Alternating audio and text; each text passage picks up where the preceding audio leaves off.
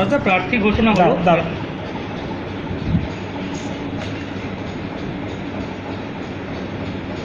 বলুন।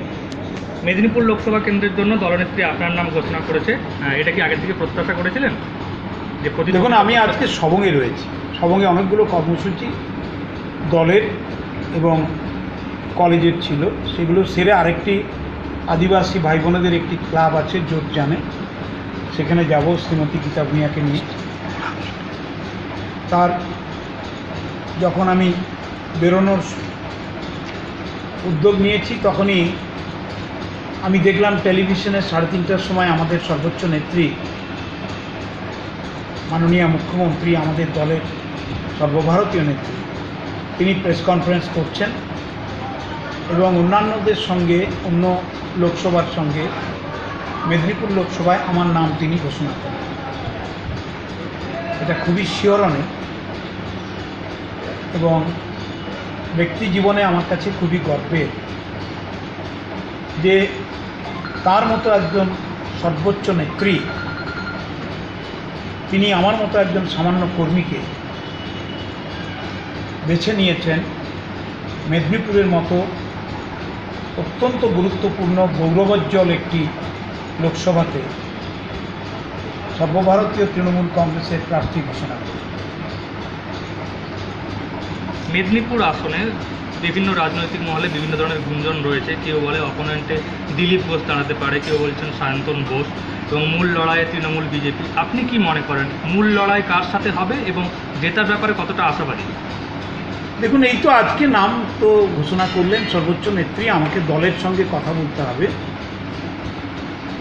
আমি নেত্রীর সঙ্গে কথা বলবো, আমি অভিষেক বন্দ্যোপাধ্যায়ের সঙ্গে কথা বলবো, আমি সুব্রত বক্সী আমাদের সভাপতির সঙ্গে কথা বলবো, আমি ডক্টর পার্থ চ্যাটার্জির সঙ্গে কথা বলবো, আমি শ্রী শুভেন্দু অধিকারীর সঙ্গে কথা বলবো, আমি আমাদের জেলার নেতা সভাপতি অজিত মাইতির সঙ্গে কথা বলবো, যুব নেতা রমাপদ গিরির সঙ্গে কথা বলবো, আমাদের চেয়ারম্যান দীনেন রায়ের সঙ্গে কথা বলবো, কার্যকরী সভাপতি প্রদ্যুৎ ঘোষ, বিধায়ক কার্যকরী সভাপতি আশিস চক্রবর্তী, নির্মল ঘোষ, তাদের সঙ্গে কথা বলবো, প্রতিটি শাখা সংগঠনের সঙ্গে কথা বলবো। তারপর আমি আমার সিদ্ধান্ত এবং কি বুঝলাম কি দেখলাম তা বলতে পারবো। তবে জানেন তো একটা কথা, মেদিনীপুর খুব বৈপ্লবিক তীর্থক্ষেত্র। মেদিনীপুরের মাটি বিপ্লবের ছোঁয়া নিয়ে আমাদের লালন পালন করেছে এতদিন।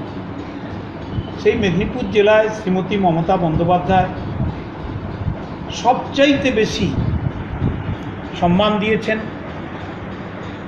জেলাকে গর্বিত করেছেন, জেলার মানুষের পাশে দাঁড়িয়েছেন এবং মেদিনীপুর জেলাকে সব দিক থেকে ভরিয়ে দিয়েছেন।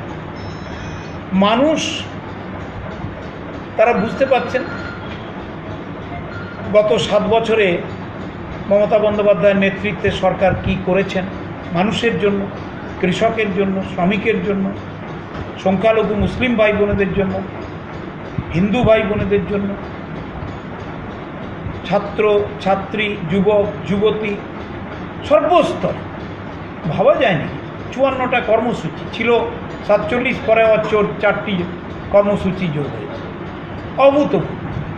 তাই বিপ্লবের তীর্থক্ষেত্র এই মেদিনীপুর, আর বিপ্লবের অগ্নিকন্যা মমতা বন্দ্যোপাধ্যায়। মেদিনীপুর এবং মমতা বন্দ্যোপাধ্যায় একেবারে সম্পৃক্ত, জড়াজড়ি হয়ে আছে। তাই মমতা বন্দ্যোপাধ্যায়ের ছোঁয়া যেখানে, সেখানে খড়কুটোর মতো সব কিছু উড়ে চলে যায়।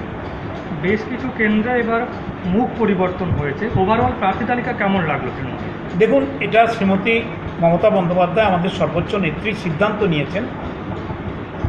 তিনি যা সিদ্ধান্ত নিয়েছেন সর্বশ্রেষ্ঠ সিদ্ধান্ত, সব দিক থেকে ভালো সিদ্ধান্ত, তার উপরে কোনো প্রশ্নও হয় না, উত্তর